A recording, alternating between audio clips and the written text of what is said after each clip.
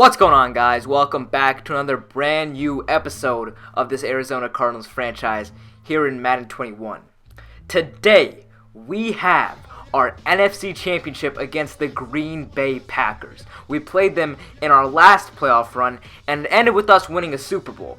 But the more important storyline going into this week is obviously, we have to win the game to advance to the Super Bowl. But if we manage to pull that off, we have a chance for a rematch against the Pittsburgh Steelers. They're playing the Patriots in their AFC Championship, but the way the timings work, as you guys will see once we get in the game, the score has already been revealed, and yes, the Steelers are heading to the Super Bowl for the first time in around a decade.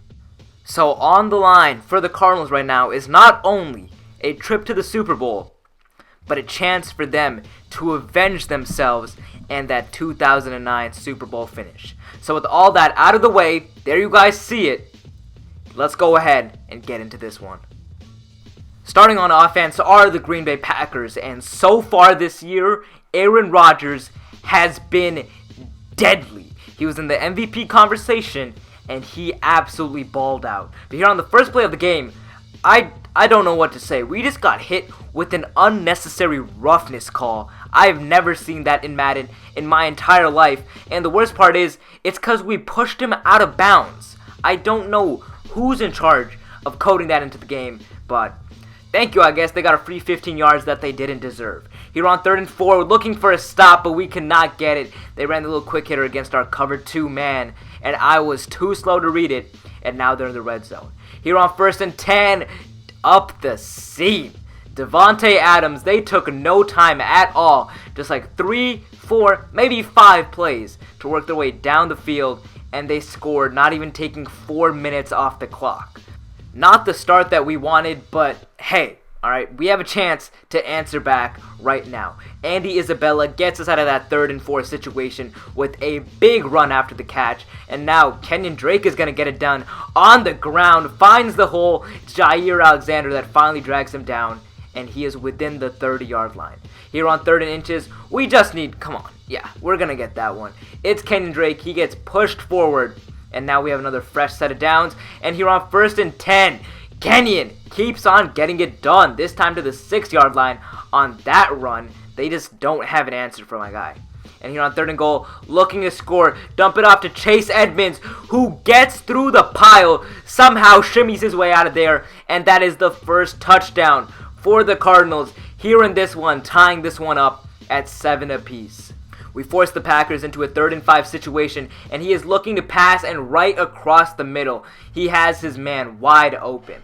That's a great route. Nothing we could do about there. We abandoned our zone in the middle of the field, chased the flats, and he made us pay for it. And then here runs the exact same route combo, and yet again, we get caught biting, and they pick up those big yards. Here on 2nd and 1, though, I don't know why he thought that screen would work, but that's not going anywhere. Here on 4th and 1, going back to the same screen, and Byron Murphy is not going to let that one happen. He snags it right out of the hands of Davante Adams, and now showboating his way into the end zone for a pick 6. That's definitely one way to shift the momentum, but as we saw from the last drive, the fact that they were able to get that deep in our territory with ease shows just what type of offense this Packers team has. They can move the ball at will, and here again on 3rd and 5, a beautiful route absolutely catches me lacking and gets them the first down. Here on 2nd and 8, this time going to run the ball right up the middle. One nasty juke, but it's Budda Baker from the back who gets the strip fumble, and there is no doubt about that one. That was as clean as they come. The Cardinals are getting the football back with around 5 minutes left to play in this first half. Here on 3rd and 13 now, to keep the drive alive, Kyler steps back and finds Andy Isabella wide open. He had 2 men on him, and he just dusted them on the right side of the field. That is 25 yards on that reception. And then here on 3rd and 8, we tried to get the first down, try to catch them sleeping with a little bubble screen, but Jair Alexander was all over that, and we have to settle for 3 points. But hey, we're not mad at that at all. It gives us the 2-possession lead, and this defense has forced 2 turnovers in the past couple of drives. So, by all means, this defense has been doing their job phenomenally. Now with just 2 minutes left to play in this second quarter, we're just hoping to keep them out of the end zone. We'll give up a field goal. Nothing really wrong with that. We get the ball back at halftime anyway. But if we can keep them out of the end zone and keep them from making this just a 3-point game, I will be happy with that. Right there, I don't know how he adjusts to make that catch. I thought for sure it was going to be intercepted or batted down or at least something. But no, he is wide open again. And I guess keeping out of the end zone is a little easier said than done. They're already at the 8-yard line. And here on 2nd and goal, knocking on our door. What the hell type of defense is that? He just ran a curl route. But the thing about a curl route is you can't just stand there afterwards.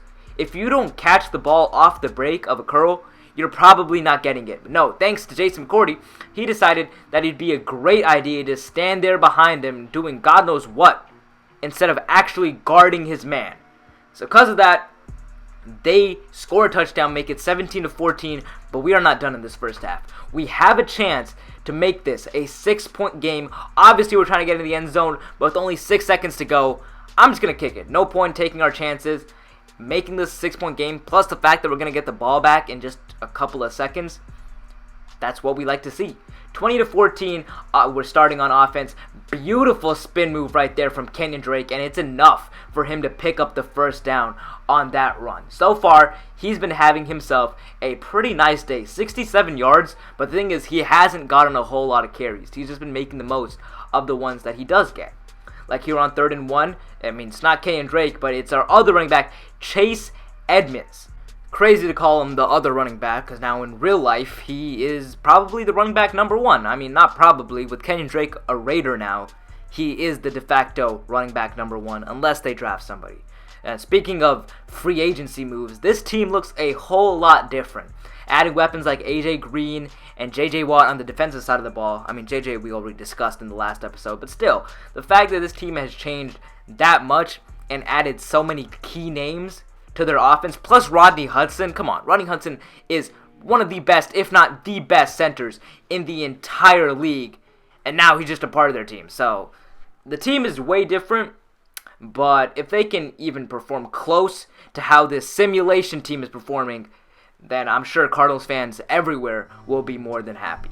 Now here on 3rd and 4, we have another chance, but that was just a beautiful route. Can't do anything about that. And now they're down to the 7-yard line, knocking of the door of the end zone. And on 3rd and goal, I thought we had a chance, but Davante Adams gets his 2nd touchdown. Excuse me, third receiving touchdown on the slant, and he has just made Jason McCourty his son this game.